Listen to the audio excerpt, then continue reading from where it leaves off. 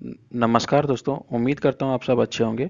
दोस्तों, आज के इस वीडियो में झारखंड सिलेबस जो झारखंड सीजीएल का सिलेबस है, खोरठा का सोंद माटी बुक एक पढ़ना है। उसमें हमें 10 स्टोरी पढ़ना है और 31 पोएम दिया गया है। 31 पोएम हमें पढ़ना नहीं है, स्टोरी सिर्फ पढ़ना है। तो आज की इस वीडियो में क्विक रिवीजन वीडियो होने वाला है, जिसमें एक ही वीडियो में आपको 200 स्टोरी का जो इंपॉर्टेंट पॉइंट्स होते हैं, जिसको डेली बेसिस पे मेमोराइज करना पड़ता है, उस सारे पॉइंट को इस वीडियो में कवर करने वाले हैं। 200 कहानी को एक ही वीडियो में कवर करने वाले हैं। जैसा कि आप देख सकते हैं, ये नोट्स मेरा क्विक रिवीजन के लिए बनाया था दोस्तों। तो सोचा ये वीडियो इसको क्विक रिवीजन के तौर पे इसका एक वीडियो ही बना दें। जैसे कि देख सकते हैं, उबार कहानी का एक छोटा सा क्विक रिवीजन तौर पे एक वीडियो नोट्स है। जिंदगी की दीवानी है और धुआं धंधा है, माइकल और है। इसी तरह आपका सोंद माटी में टोटल 10 स्टोरी हमें पढ़ने हैं। तो 10 स्टोरी का एक क्विक रिवीजन के नोट्स बनाया था, तो उसी से रिलेटेड मैं आपको यह वीडियो प्रोवाइड कर रहा हूँ। तो चलिए दोस्तों, इस वीडियो को हम आगे कंटिन्यू करते हैं। जैसे कि हम जानते हैं कि सोंद माटी बुक में टोटल 10 स्टोरी दिया गया है और 31 पोएम पढ़ना है। तो पोएम तो नहीं पढ़ना, लेकिन हमें इसका पहला पोएम और लास्ट पोएम का आपको टाइटल जरूर ध्यान में रखना है। तो पहला पोएम का टाइटल है आपका आज़ादी का रईस का, और लास्ट पोएम है जो 31वां पोएम है, इसका नाम है पेपर का बेचवा, पेपर बेचवा। तो ये ही दो क्वेश्चन आपका पोएम से रिलेटेड ध्यान में रखना है कि पहला पोएम का नाम है आज़ादी का रईस का और लास्ट पोएम का नाम है पेपर बेचवा। 10 कहानी है इसमें टोटल दिए गए हैं। सोंद माटी में 10 कहानी, तो कौन कौन से 10 कहानी है ये भी हम ध्यान में रख लेते हैं। पहला कहानी हमें उबार पढ़ना है, दूसरा कहानी है जिंदगी की डुबानी, तीसरा कहानी है धुआं धंधा, चौथा है आपका माइकेल और, पांचवा है आपका अजवायर भोजिक बेड़ाइल जंगा, छठा है आपका दू पहला जोंडा, सातवां ओद दीदा, आठवां मलकी बहू, नौवां है भीतर बाहर और 10वां है हुब। तो ये 10 स्टोरी आपको टाइटल ध्यान में रखने हैं कि कौन से स्टोरी सोंद माटी बुक में दिए गए हैं। तो ये 10 स्टोरी आपका सोंद माटी बुक में दिए गए हैं, ये टाइटल आपको ध्यान में रखना है। तो सोंद माटी किस प्रकार का बुक है, पहला ये प्रश्न बनता है। तो ये कहानी संग्रह और कविता संग्रह दोनों है, क्योंकि इसमें 10 स्टोरी दिया गया है और 31 पोएम दिया गया है, इसलिए यह सोंद माटी बुक कैसा है, तो कहानी और कविता दोनों संग्रह है। प्रकाशन कहाँ कहाँ से किया गया था, तो जनजातीय भाषा रांची के द्वारा इस बुक को प्रकाशन किया गया था। ये बुक को अभी तक 2 बार पब्लिश किया गया है। पहला प्रकाशन हुआ था 1990 में और सेकंड पब्लिकेशन पब्लिकेशन हुआ था 2017 में। तो ये आपको ध्यान में रखना है कि पहला प्रकाशन 1990 में हुआ था, दूसरा प्रकाशन 2017 में हुआ था। मुद्रक ध्यान में नहीं रख सकते, लेकिन मुद्रक आपको ध्यान में रखना है कि वर्मा यूनियन प्रेस के द्वारा ये इस बुक को छापा गया है। इस बुक में जो दो शब्द नाम का एक पैराग्राफ है जिसमें लिखा गया है, तो ये किनके द्वारा लिखा गया है, तो ये रामदयाल मुंडा के द्वारा दो शब्द इस बुक में दिए गए हैं। और हम थोड़ा सा जान लेते हैं कि सोन माटी बुक के राइटर कौन है। डॉक्टर विनोद कुमार के द्वारा इस बुक को लिखा गया है। तो इनसे भी जुड़ा हम प्रश्न देख लेते हैं कि किस प्रकार के प्रश्न देखने को बनेंगे। तो डॉक्टर विनोद कुमार का जन्म पूछा जा सकता है। तो 18 नवंबर 1961 को इनका जन्म हुआ था। कहाँ पे हुआ था, तो दारूडी नामक जगह है हजारीबाग में, वहीं पे इनका जन्म हुआ था। इनके पिताजी का नाम था मोथरा प्रसाद। इनके पिताजी का नाम क्या था, मोथरा प्रसाद। और माता का नाम है आपका सुगवंती देवी। ये कहाँ पे पढ़ाते थे, ये भी पूछा जा सकता है। तो रांची कॉलेज में पढ़ाते थे प्रोफेसर के रूप में। रांची कॉलेज में कौन से विभाग से जुड़े हुए थे, तो ये जनजातीय एवं क्षेत्रीय भाषा से जुड़े हुए थे। दोस्तों, अभी आपको बताना है कि रांची कॉलेज का नाम बदल के क्या कर दिया गया है, तो रांची कॉलेज का नाम बदल कर श्यामा प्रसाद मुखर्जी ही कर दिया गया है।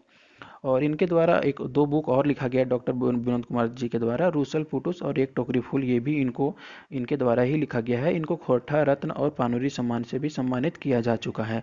तो ये बेसिक ओवरऑल डिटेल थे जो सोन माटी से रिलेटेड पूछा जा सकता है। सबसे इंपॉर्टेंट है कि इसका दो प्रकाशन का ईयर 1990 और 2017 में, और ये आपके उनके राइटर से रिलेटेड इंपॉर्टेंट पॉइंट है जो आपको ध्यान में रखना है। तो चलिए दोस्तों, हम अपना पहला स्टोरी स्टार्ट करते हैं। पहला स्टोरी हमारा उबार। इसका जो मुख्य थीम है उबार का, कि अपने ऊपर विश्वास रखना चाहिए, और एक ऐसी स्टोरी है, तो प्रेरणादायी स्टोरी है। इस स्टोरी का जो अंत होता है सो सुखांत होता है। तो ये 3 पॉइंट यहाँ पे ध्यान रखने वाली बात है कि अपने ऊपर विश्वास रखना चाहिए। आपका स्टोरी का थीम है, और अंत कैसा होता है, तो सुखांत होता है। दोस्तों, इसका मुख्य पात्र कौन है उबार का, तो झबरू है, जो एक टुटपुंजिया किसान है। इसका बेटा का नाम बिहारी रहता है। इसकी दो बेटियां भी रहती है, पर्वतिया और सुमिया। तो एसपी से रिलेटेड आप ध्यान में रख सकते हैं कि दो बेटियों का नाम क्या है, पर्वतिया और सुमिया। इसमें इस स्टोरी में शुभचिंतक पूछा जा सकता है कि शुभचिंतक कौन रहता है, तो बुधना रहता है। और बोर्ड साहूकार का बेटा का नाम क्या रहता है, तो बीरू रहता है। बिहारी के 3 दोस्त रहते हैं इस कहानी में, तो उसका नाम भी ध्यान में रखने हैं। दिनेश, प्रेम और बिरजू, ये बिहारी के 3 दोस्त हैं। और गणेश और महेश ये विलेन का कैरेक्टर है, क्योंकि ये बदमाश रहते हैं गांव के। तो बदमाश कौन कौन है? गणेश और महेश। तिलका कुम्हार का भी जिक्र आता है, जिसके बेटा के छठियारी में, अगर आप कहानी को डिटेल में पढ़े होंगे तो आपका झबरू जो है सो तिलका कुम्हार के बेटा के छठियारी में गया गया रहता है, वहाँ गणेश भी पहुँचा रहता है। तो ये भी कैरेक्टर आपको ध्यान में रखना है। तो ये मुख्य कैरेक्टर है कि डेली बेसिस पे आपको ध्यान में रखना है कि इतने सारे स्टोरी पढ़ने हैं। 10 स्टोरी उबार में पढ़ना है, 10 स्टोरी आपका छाहिया में पढ़ना है, खोटा निबंध भी है, नाटक भी है। इतना सारा कैरेक्टर का नाम उलझन सा हो जाता है, इसलिए इसको डेली बेसिस पे ध्यान रखने का ये सब चीज़ है कि आपको डेली बेसिस पे इसको ध्यान में रखें। कहानी इस प्रकार स्टार्ट होता है कि पुलिस इंस्पेक्टर बनेगा। ये किसके द्वारा कहा गया था कि झबरू का जो बेटा है बिहारी, ये पुलिस इंस्पेक्टर एक दिन बनेगा बड़ा होके, तो उसकी दादी के द्वारा कहा गया था। झबरू के पास 2 कट्ठा बारी था, और बिहारी जो है मैट्रिक पास किए हुए कितना दिन हो गया था उसको? मैट्रिक पास किए हुए 2 वर्ष हो गया था, लेकिन उसका कॉलेज में एडमिशन नहीं हो पाया था। तो एक दिन झबरू उससे बोलता है, डांटता है कि तुम कुछ अपना काम करो। तो वह रांची भाग जाना चाहता है। तो ये भी पूछा जाता है कि झबरू के द्वारा बिहारी को जब डांटा जाता है तो बिहारी कहाँ भाग के जाना चाहता है? तो रांची भागना चाहता है। झबरू जो सोचता है कि आलू का पैदावार अगर अच्छा होता है तो अपने बेटे का जो एडमिशन है कॉलेज में करवा देगा। तो किसका पैदावार पे निर्भर रहता है झबरू? तो आलू आलू की खेती पे पैदा रहता है, मतलब उसके निर्भर रहता है। इसमें 2 कहावत का भी जिक्र आता है कि माछी खोजे घाव और बादी खोजे घाव, संतोष के डहरे मेवा फरे। तो ये भी आपको पूछा जा सकता है, ये कहावत का जिक्र आपका किस स्टोरी में मिलता है? तो स्वर्ण माटी के उबार स्टोरी में इसका जिक्र मिलता है। जो इसका झबरू के बैल जो रहते हैं, गुहाल जहाँ पे बैलों को बांधा जाता है, वहाँ से कौन खोल दिया जाता है? तो महेश और बीरू के द्वारा उसके जानवरों को खोल देता है। तो किसके खेत में खोल देता है? तो गणेश के खेत में। तो उस समय गणेश के खेत में किसकी खेती लगा हुआ रहता है? तो गेहूं का फसल लगा होता है। कहानी में आगे बढ़ता है तो जब पंच पंच बैठता है तो मध्यस्थता किसके द्वारा करवाया जाता है? बीरू के द्वारा करवाया जाता है। इसे झबरू से कितना रुपया घूस लेता है? तो 20 रुपये का घूस लेता है जबरू से। पंच कौन कौन रहते हैं? तो बीरू और महेश पंच रहते हैं। और ये पंचायत कहाँ पे बैठता है? रविवार के दिन बरगद पेड़ के नीचे बैठता है। जुर्माना सिद्ध होता है झबरू के ऊपर, 200 का जुर्माना लगता है। इसको चुकता करने के लिए झबरू जो है अपना जमीन जो रहता है 2 कट्ठा बारी का, उसको बेच देता है। तो कितना में बेचता है? तो 500 रुपये में बेचता है। 200 रुपये से जुर्माना चुका देता है, और बचा हुआ 300 रुपये से कॉलेज में एडमिशन करा देता है। किसका? अपने बेटे का, बिहारी का। तो इससे वह आईए पास करता है। कौन से डिवीजन से? तो फर्स्ट डिवीजन से। फिर कॉलेज पास करने के 3 साल बाद झबरू का डेथ हो जाता है। कितने साल बाद? तो 3 साल बाद झबरू का डेथ होता है। उसके आगे की पढ़ाई, बिहारी की आगे की पढ़ाई फिर उसके माँ के द्वारा मतलब गले का हौसली बेचकर पढ़ाती है। फिर बीए पास करने के 3 महीने बाद वह बिहारी दरोगा फाइनली बन जाता है। तो कितने महीने के बाद बीए पास करने के बाद दरोगा बनता है? तो 3 महीने के बाद दरोगा बन जाता है। तो ये पूरा ओवरऑल स्टोरी हुआ आपका उबार से रिलेटेड, ये आपको ध्यान में रखना है। दूसरा स्टोरी है हमारा जिंदगी की डवानी। तो इसका अर्थ है आपका जीवन का रोना। इसका मुख्य पात्र रहता है जंगली, जो एक बेरोजगार रहता है बीए पास होने के बावजूद भी। तो इसको क्या मिलता है? शिक्षित बेरोजगारी भत्ता मिलता है। और इसके गांव में बच्चे इसको क्या कह के चढ़ाते थे? तो बुढ़वा दादा कह के चढ़ाते थे। जंगली का एक दोस्त रहता है, उसका नाम भी पूछा जा सकता है। उसका नाम क्या रहता है? अशोक। जिसकी शादी में गया रहता है एक बार जंगली, तो उसका बड़ा भाई जो रहता है, अशोक का बड़ा भाई, उसको इंसल्ट कर देता है कि तुम कर्टसी नहीं जानता, कल्चर नहीं जानता है कि अगर किसी की शादी में गए हो तो खाली हाथ नहीं जाना चाहता है, नहीं जाना चाहिए। जंगली का बड़ा भाई का नाम क्या रहता है? नाम तो इस स्टोरी में नहीं दिया है, क्या काम करता है ये दिया गया है। तो कोलवरी ऑफिस में बड़ा बाबू का काम करता है। जंगली का बड़ा भाई क्या करता है? कोलवरी ऑफिस में बड़ा बाबू का काम करता है। और मंझला भाई जो रहता है, मंझला भाई वो प्राइवेट गाड़ी का एजेंट के रूप में काम करता है। जंगली को उसकी माँ के द्वारा गर्दन का हौसली और 2 भर सोना का सिकरी बंधक रखकर पढ़ाई करवाती है कंप्लीट। एक बार जंगली जो कौन सा एग्जाम पास किया था, लेकिन आगे का पैसा उसको घूस नहीं देने के कारण वह सफल नहीं होता था। दरोगा का एग्जाम एक बार पास कर लेता है, लेकिन घूस ना देने की वजह से वह आगे उसका कंटिन्यू होता है, उसको जॉब नहीं लगता है। जंगली का अर्थ स्टोरी में क्या बताया गया है? तो जंगल में रहने वाला बुद्धगर और ज्ञानगर, ये स्टोरी में जंगली का मतलब बताया गया है। लास्ट में जब जंगली की माँ मरने वाली रहती है तो लास्ट में जंगली को बोलती है कि हमार हरखे में, मतलब हमार बक्से में 100 गो रुपया है, उस 100 रुपये से तुम पान की गुप्ती खोलना। तो ये पूरा आपका ओवरऑल स्टोरी है जिंदगी की डुआनी। एक पात्र रहता है जंगली, शिक्षित, बेरोजगारी भत्ता मिलता है, बच्चे उसको बुढ़वा दादा कहकर बुलाते हैं।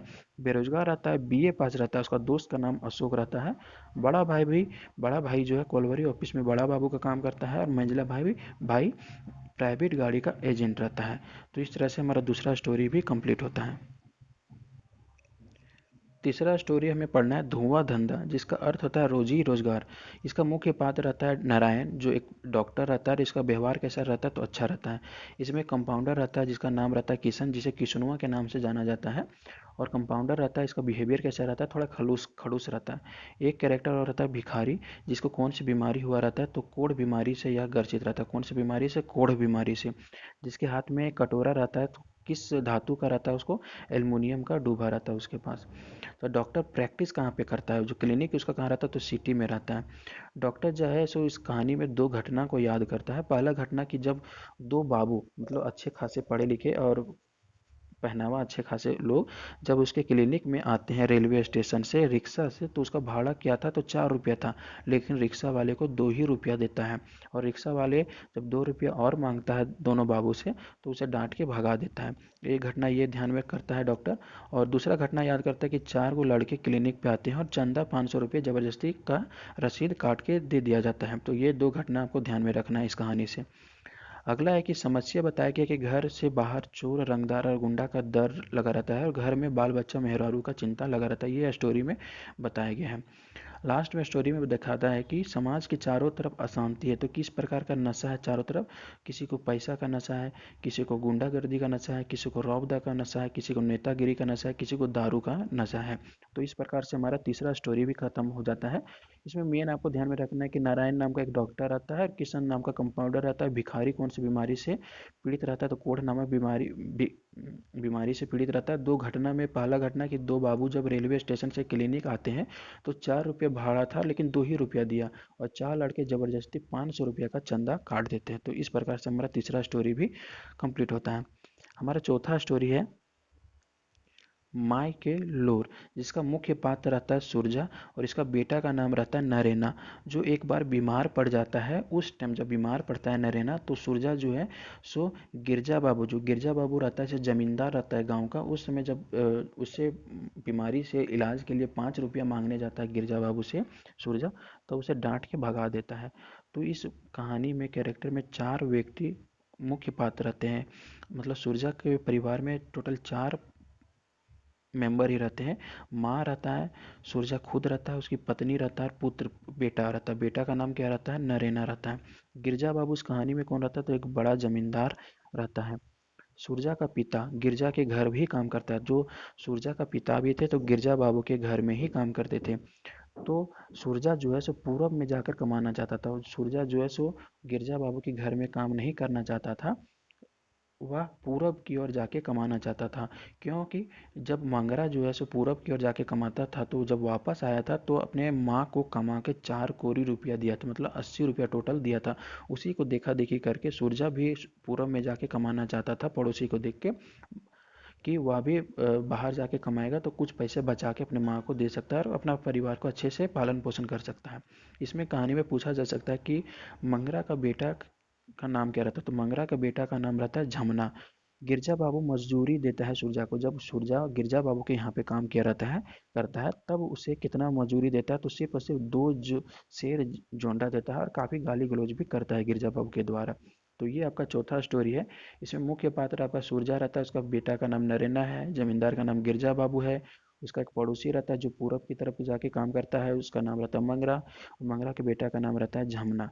तो ये मुख्यतः इसमें 4 कैरेक्टर हैं। इस प्रकार से हमारा चौथा स्टोरी भी कंप्लीट होता है। दोस्तों वीडियो में आगे बढ़ते हैं। हमारा पांचवा स्टोरी है अजवायर भोजी बेड़ाइल चेंगा। तो इसमें चेंगा कौन रहता है? टुकना रहता है, जो कहानी का स्टार्टिंग में दिखाया गया कि वह आम के बगीचे में आम को झाड़ने गया हुआ है। कहानी का प्रवक्ता कौन रहता है? देवर रहता है। लेखक स्वयं रहते हैं इसमें, विनोद जी लेखक स्वयं इसमें कहानी का प्रवक्ता के रूप में दिखाए गए हैं। इसमें दिखाया गया है कि टोटल 10 बच्चे रहते हैं, और दो पति पत्नी, यानी टोटल सदस्य कितने रहते हैं परिवार में? 12 सदस्य रहते हैं, जिसमें से 8 बेटा रहता है, 2 बेटी रहता है। बड़ी बेटी का नाम रहता है सुमा, जिसमें स्टोरी में दिखाया गया है उसके माथे में काफ़ी जू है। और छोटी बेटी का नाम रहता है कूना, जिसका एड़ी यानी कि पैर फट गया है। दादा जो है सो 10th पास रहते हैं, यानी कि जो स्टोरी में प्रवक्ता है देवर, वो अपने भाई के ही स्टोरी बता रहे हैं कि दादा जो है 10th पास रहते हैं और कचहरी में पेशकार का काम करते हैं।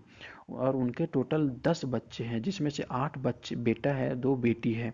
दोनों बेटियों का नाम ध्यान में रखना है। बड़ी बेटी का नाम सुमा है, छोटी बेटी का नाम कूना है। और एक बेटा इसमें स्टोरी में नाम बताया गया, उसका नाम क्या है, तो टुकना उसके एक बेटे का नाम रहता है, जो आम झाड़ने के लिए बगीचे में गया रहता है। भौजी कैसी रहती है, तो अनपढ़ रहती है। और दादा कैसा रहता है, तो 10th पास रहते हैं। छोटा इस कहानी में मुख्य उद्देश्य दिखाया गया कि छोटा परिवार ही सुखी परिवार रहता है, और शिक्षा के महत्व को दर्शाया गया इस स्टोरी में।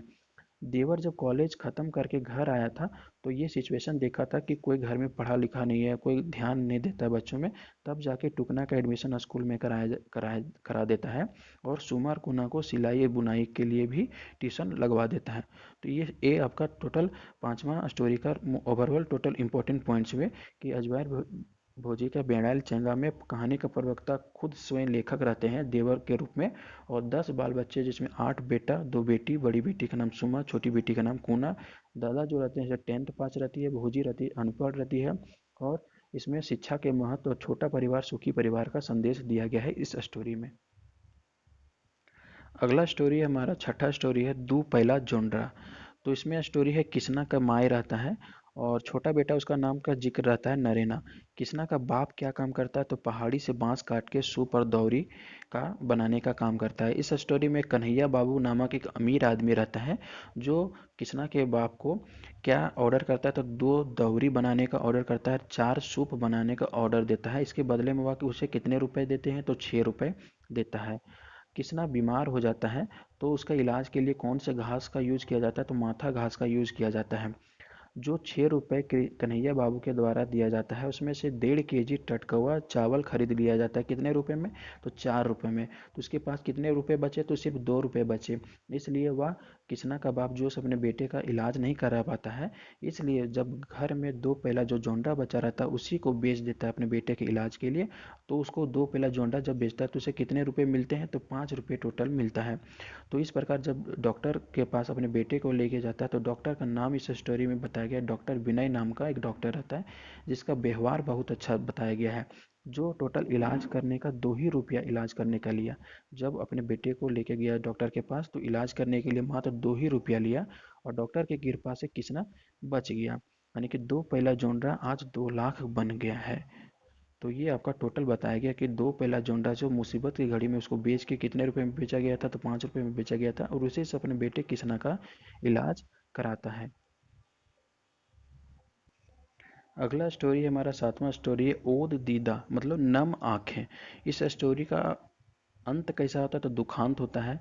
यह स्टोरी कैसी स्टोरी है, तो आत्मसंस्मरणात्मक स्टोरी है, यानी कि लेखक ने खुद इस स्टोरी को इसमें फील करके लिखे हैं। तो मुख्य पात्र कौन रहता है, तो चानो वाली रहता है। इसका मुख्य पात्र कौन रहती है, तो चानो वाली एक मोसामत लेडी रहती है, यानी कि एक विधवा औरत रहती है, ईमानदार रहती है और काफ़ी अच्छा व्यवहार रहता है। चानो वाली का गांव कौन सा था, तो चानो गांव रहने वाली के कारण ही उसका नाम चानो वाली पड़ गया था। उसका एक बेटा दिखाया गया है, इसका एक बेटा रहता है जिसका नाम रहता है कोल्हा, जो सबसे छोटा रहता है। बेटी 2 रहती है, टोटल बेटियां कितनी रहती है, 2, जिरवा और रेशमी। इन दोनों की सहेलियों का नाम आपका है सुगिया और हेमिया। तो आपको ये सारे कैरेक्टर ध्यान में रखने हैं कि ओद दीदा में मुख्य पात्र कौन रहते थे, चानो वाली रहती है, उसका एक बेटा का नाम रहता है कोल्हा, जो सबसे छोटा रहता है। 2 बेटियां रहती है, जिरवा और रेशमिया, और सहेली का नाम रहता है सुगिया और हेमिया। जो काम ये चानो वाली किसके यहाँ पे काम करती थी, नौकरानी का, तो शुक्र महतों के यहाँ पे काम करती थी। शुक्र महतो के घर में किसके यहाँ पे किसका शादी हो रहा था, तो बेटा का शादी उसके घर में हो रहा था। लेखक विनोद कुमार जब दुर्गा पूजा में घर आए थे, तब उस चानो वाली का पैर नहीं छुआ था। इसी वजह से चानो वाली काफ़ी दुखी हो गई थी। चानो वाली मामा जो है सो मर गई। किससे कैसे मरी, तो बीमारी से मर जाती है। चानो वाली जो है सो एक बार निर्मल महतो को अपना दूध पिलाई थी। जब निर्मल महतो की माँ को दूध नहीं आ रहा था, नहीं हो रहा था, तब अपना दूध पिला के उसको पाल पोस कर बड़ा की थी। पैर छूने का इच्छा लेखक का अधूरा रह जाता है। लेखक स्टोरी में पूछा जा सकता है कि लेखक का कौन सा इच्छा पूरा नहीं हुआ, तो पैर छूने का जो इच्छा रहता है, जब दुर्गा पूजा में लेखक जब आता है तो चानू वाली का पैर नहीं छूता है, लेकिन वह जब जाता है कि अगली बार जब कहीं से बाहर से आएगा तो चानू वाली का पैर जरूर छुएगा, लेकिन उससे पहले ही चानू वाली का मृत्यु हो जाता है, इसलिए पैर छूने का जो इच्छा रहता है लेखक का, वह खत्म नहीं पूरा होता है। तो ये टोटल आपका ओवरऑल क्विक रीजन के रूप में हुआ ओद दीदा से रिलेटेड। आठवां स्टोरी है हमारा मलकी बहू। ये है कि एक प्रकार का दहेज प्रथा पे बेस्ड है। इसमें कैरेक्टर रहता है कि मलकी का पति का नाम क्या रहता है, तो बिशुन, जो बीए पास रहता है और बेरोजगार रहता है। मलकी के पिता का नाम क्या रहता है, तो दयाल बाबू। तो मुख्य कैरेक्टर कौन हुआ, तो मलकी ही रहता है। तो मलकी के पति का नाम बिशुन, जो बीए पास है और बेरोजगार है। मलकी के पिता का नाम रहता है दयाल बाबू। बिशुन और दयाल बाबू कहाँ पे मिले थे, तो बोकारो एक्सचेंज ऑफिस में इन दोनों। मल्की के पिता ने दहेज टोटल कितना दिया, तो टोटल 40,000 रुपया नगद दहेज दिया और एक मोटर गाड़ी भी देने का बात किया। ये बोला था कि शादी के बाद इसको दे दिया जाएगा। तो मल्की के पति को, यानी कि उसको जो मल्की का पिता था दयाल बाबू के द्वारा दहेज कितना दिया गया, 40,000 रुपया दिया गया। तो ये 40,000 रुपया नगद जो दिया गया था वो उसके पिता के द्वारा कैसे जुगाड़ किया गया था, तो 2 मन विहीन पारे वाला जो खेत था, 2 मन जो वहाँ पे अनाज होने वाला जो खेत था, उसको बेचकर ये 40,000 रुपया का जुगाड़ किया था। 2 वर्ष के बाद शादी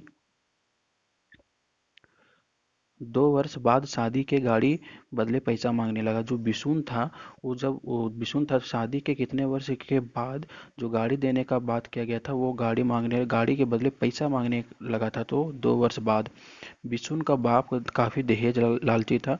मलकी की मलकी को उसका पति जो है सो मारने की वजह से कितने मंथ का बच्चा उसका खराब हो जाता है, तो 3 मंथ का बच्चा भी खराब हो जाता है। लास्ट में कहानी के अंत में बिशुन के द्वारा दूसरा विवाह कर लिया जाता है और वह कहाँ की लड़की से शादी करता है, तो रोहतास की लड़की से वह शादी कर लेता है। तो इस प्रकार से हमारा ये 8वां कहानी भी कंप्लीट हुआ, मलकी बहू, जो एक दहेज प्रथा पे संबंधित था, जिसके इस 3-4 कैरेक्टर मेन मेन है कि मलकी का पति का नाम रहता है बिशुन, पिता का नाम रहता है दयाल बाबू, और ये दहेज के रूप में 40,000 नगद लिया रहता है। और बिशुन दूसरा विवाह करता है लास्ट में, तो वह कहाँ की लड़की से शादी करता है, तो रोहतास की लड़की से। दोस्तों हमारा 9वां कहानी है भीतर बाहर। उबार सॉरी सोंद माटी बुक का हमारा 9वां कहानी कौन सा है, भीतर बाहर। ये कहानी किस पे बेस्ड है, तो एक सांप्रदायिकता दंगा पे बेस्ड है, और एक इसको हमको दोस्ती पर भी बेस्ड कह सकते हैं। तो भीतर बाहर कहानी आपका सांप्रदायिकता पर बेस्ड है और दोस्ती पे बेस्ड है। इसके मुख्य पात्र कौन है, शेरुजवा, जिसका शेरुजवा कहा जाता है, जिसका नाम रहता है सिराज। उसका उम्र भी पूछा जा सकता है, तो 26 वर्ष का नवजुवक होता है। जो कहानी में उसको दिखाया गया है कि कुआं में डूबने से उसकी मृत्यु हो जाती है, और वह कुआं पे क्यों गया था, तो नहाने के लिए गया था, जिससे उसका पैर फिसल के कुआं में डूब जाता है और मर जाता है। शेरिजवा जो एक फुटबॉल प्लेयर, काफ़ी अच्छा फुटबॉल प्लेयर रहता है, और शेरिजवा का व्यवहार भी काफ़ी अच्छा होता है, दूसरों की मदद करने वाला होता है। शेरुजवा के पिता का नाम क्या रहता है, तो इबादत खां, और उसके पिता का भी कैरेक्टर काफ़ी अच्छा रहता है। शेरुजवा जो रहता है सब अपने पिता इबादत खां का कौन सा बेटा रहता है, तो सबसे छोटा बेटा रहता है। तो ये ओवरऑल टोटल इंट्रोडक्शन था कैरेक्टर का, कि मुख्य पात्र कौन है, शेरुजवा, और शेरुजवा के पिता का नाम क्या है, इबादत खां। कहानी में बताया जाता है कि शेरजुआ के द्वारा फुटबॉल मैच खेला जाता है। तो वहाँ पे ये हजारीबाग का एक शहर है अमृतनगर, वहाँ पे ये फुटबॉल मैच होता है। हजारीबाग में एक सांप्रदायिकता दंगा के कारण जो धारा 144 लगा हुआ है, तो कहाँ पे कौन सा सिटी में लग जाता है, तो हजारीबाग में। दोस्त रोहित का हाथ टूट गया है मैच में, फुटबॉल मैच के दौरान जो है जो सिरिजवा का दोस्त का हाथ टूट जाता है, तो उसका दोस्त का नाम क्या रहता है, तो रोहित रहता है।